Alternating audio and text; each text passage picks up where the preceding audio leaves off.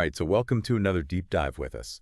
Today we're going to be looking at Donald Trump's second inauguration as president of the United States. Okay. And you might think, inaugurations, the oath and the speech and the parade. But we've got some source material here, a news article and a transcript from a YouTube video. Right. And they both actually use the inauguration to teach English, which is really interesting. But in doing so, they kind of reveal some fascinating details you might not have noticed otherwise. Yeah. So that's our mission today, to kind of uncover those little things. Yeah, it's really interesting, isn't it? I mean, both these sources using this as a way to teach English, but actually highlighting some really unique aspects of this particular event. Yeah, so first things first. This isn't like your typical inauguration, right? This is Trump being sworn in for a second term on January 20th, 2025. And that already sets it apart. Absolutely. The article was actually written beforehand. And it uses the phrase "to be sworn in," which just emphasizes the anticipation surrounding this historic moment. Yeah, and it's not just the second term that's unusual, is it?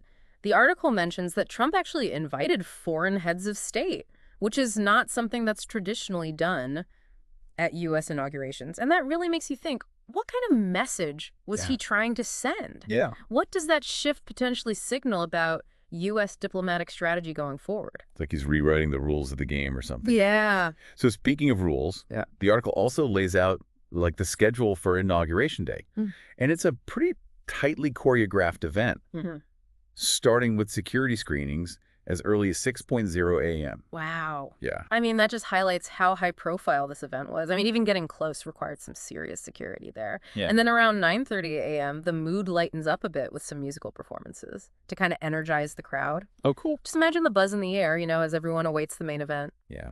And that main event, of course, being the swearing-in ceremony, followed by that presidential procession from the U.S. Capitol to the White House, all taking place around 11:30 a.m. And the article mentions the demand for free tickets was through the roof. People eager to witness history in the making. Oh, absolutely. And for those that couldn't snag a ticket, public viewing areas were set up along Pennsylvania Avenue. You can just picture the crowds, lining the streets, hoping to catch a glimpse of the new president. Yeah, totally. Speaking of crowds, the article points out some pretty notable figures in attendance. Yeah. You had outgoing President Joe Biden at 82 years old. Former presidents Obama, Bush, and Clinton. Talk about a presidential reunion. Wow. Yeah. I mean, it's a visual representation of the continuity of American leadership, you know? Despite political differences, it also really highlights the significance of this particular inauguration, a second term for Trump, marking a new chapter in his presidency. Totally. And new chapters often come with hefty price tags. The article mentions that Trump's inaugural fund had over $170 million in its coffers. Well, now, I know coffers might sound like something out of a pirate movie, but it just refers to the funds or accounts where the money is held. Right. And get this, major tech companies like Google, Microsoft, Apple, Amazon, and Meta each donated a cool $1 million. Wow. Now you have to wonder why such generous contributions from these tech giants. Yeah, it's not like they're just handing out $1 million checks for any old party, right? There's got to be a deeper reason. Yeah, there is. And it's all about what's known as soft power. Okay. It's that ability to influence through relationships and perception rather than force. So these donations could be seen as a strategic move by these companies to gain favor with the new administration. So it's not about like directly buying influence, but more about establishing a connection. And potentially having a voice at the table when key decisions are made. Exactly. Unlike direct campaign contributions, which have strict limits, donations to inaugural committees are unlimited. So this opens up a whole new avenue for companies to potentially exert influence, kind of subtly shaping the political landscape. Okay, so we've got a second-term president, a break from tradition with foreign leaders present, a star-studded guest list, and a hefty inauguration fund fueled by major tech companies. This is already shaping up to be an inauguration unlike any other, and we've only just scratched the surface. Totally. It's fascinating how something like an inauguration, so steeped in tradition and formality, can also be a stage for such subtle power play. It's like a chess game, where every move has like a deeper meaning. It really is, isn't it? And one of the most interesting aspects, I think, is how language is used to shape perceptions. The article, for instance, uses the phrase kickoff to describe the start of the inauguration events. Kickoff, huh? Yeah, kickoff. For such a formal occasion, Right. it almost makes it feel more accessible, more relatable. It does. It's like they're trying to say, Right. hey, this isn't just some stuffy ceremony for the elite. It's a celebration for everyone. Exactly. And remember the phrase, get your hands on, referring to those sought-after inauguration tickets. Mhm. It paints a picture of excitement and exclusivity.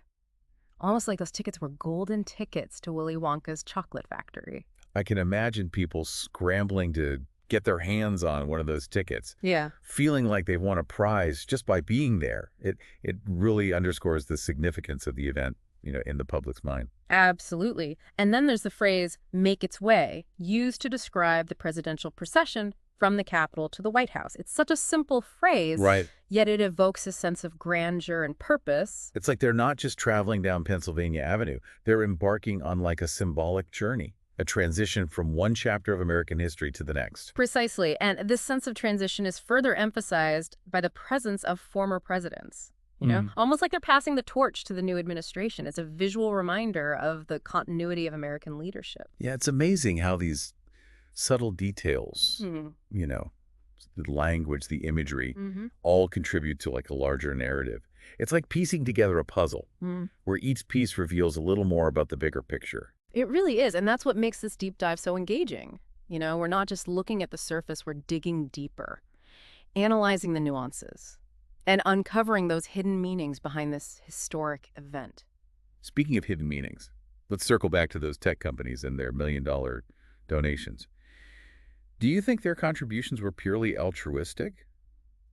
Or were they trying to signal something to the new administration? The article uses that word, signaling, quite deliberately. It is a very interesting choice of words, isn't it? Signaling suggests an intention, a calculated move to convey a message. And in the context of these donations, that message could be interpreted as a bid for influence. So it's not just about supporting the inauguration. It's about subtly positioning themselves for future favors, for having their voices heard when policies are being shaped. It's a savvy, albeit somewhat opaque way to exert influence. Precisely. And it brings us back to the concept of soft power. By publicly aligning themselves with the new administration, these companies aren't just donating money. They're building relationships, establishing a rapport, and potentially gaining access to key decision makers. It's almost like they're planting seeds for future opportunities, Yeah. hoping to reap the benefits down the line. Right. And let's not forget the public relations aspect of it.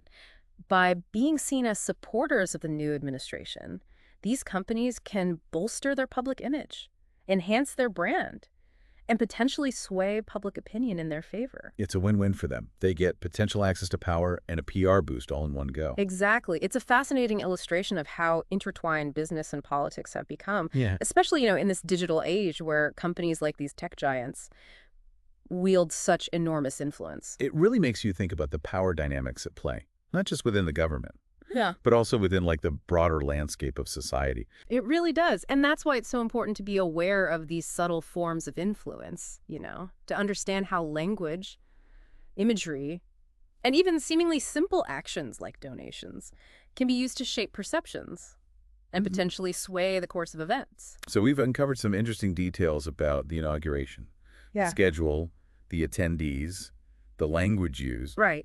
and the motivations behind those generous donations. But what does it all mean? What can we learn from this deep dive? I think the key takeaway here is that even the most seemingly straightforward events can be rife with complexity and hidden meanings. Yeah, it really is amazing how, a deep dive into something like an inauguration Yeah. can reveal so much about the inner workings of power and influence. It's like we've peeled back the curtain and gotten a glimpse behind the scenes. Yeah, it's true. And what we've found is that the inauguration isn't just about pomp and ceremony. It's also a stage for subtle power plays and strategic maneuvering. Right, like those million-dollar donations from the tech companies. That wasn't just about showing support for the new president. Exactly. Those donations were a calculated move, a way to subtly position themselves for potential future influence. It's all about soft power, shaping perceptions, and building relationships that could pay off down the line. Right, it's almost like they're playing a long game, Yeah. investing in access and goodwill that could translate into, favorable policies or regulations down the road. Exactly. And the article highlights a really key point. Unlike direct campaign contributions, which are capped, there are no limits on donations to inaugural committees. So even though everything is above board and legal, There's still a lot of room for, potential ethical concerns. It makes you wonder, like, where do we draw the line Mm. between legitimate political support and undue influence? It's a tricky question, isn't it? And one that's been debated for centuries. But I think it's important to remember that transparency is key. The more we understand about who is donating to these inaugural committees and what their motivations might be, the better equipped we are to assess the potential for conflicts of interest. Right, it's like shining a light on the process so we can actually see what's really going on behind the curtain. Exactly. And knowledge is power, right? Yeah. The more informed we are, the better choices we can make as citizens. So let's bring this back to you, the listener. Hmm. What do you think about this interplay between business politics and inaugurations? Is it just the way the game is played, or should we be pushing for more transparency and accountability? It's a complex issue with no easy answers. But by understanding the nuances, by recognizing these subtle forms of power at play, we can start to ask the right questions and demand better from our leaders. We've covered a lot of ground today, from the schedule of events to Yeah. the symbolism of the procession to the motivations behind those big tech donations. It's amazing how much we can learn from a single event when we take a deep dive and really examine the details. It really is. It's a reminder that there's always more than meets the eye. And by engaging in critical thinking, by questioning assumptions, we can gain a much deeper understanding of the world around us. So as we wrap up this deep dive, I want to leave you with a final thought. Given what we've learned about the role of money and influence in inaugurations, do you think this sets a precedent for future inaugurations? And what does it say about the evolving relationship between technology, wealth, and political power? Keep those questions in mind as you continue to explore the world of politics and current events. And remember, an informed citizenry is the foundation of a healthy democracy. So keep learning, keep questioning, and keep engaging with the world around you. Until next time, keep diving deep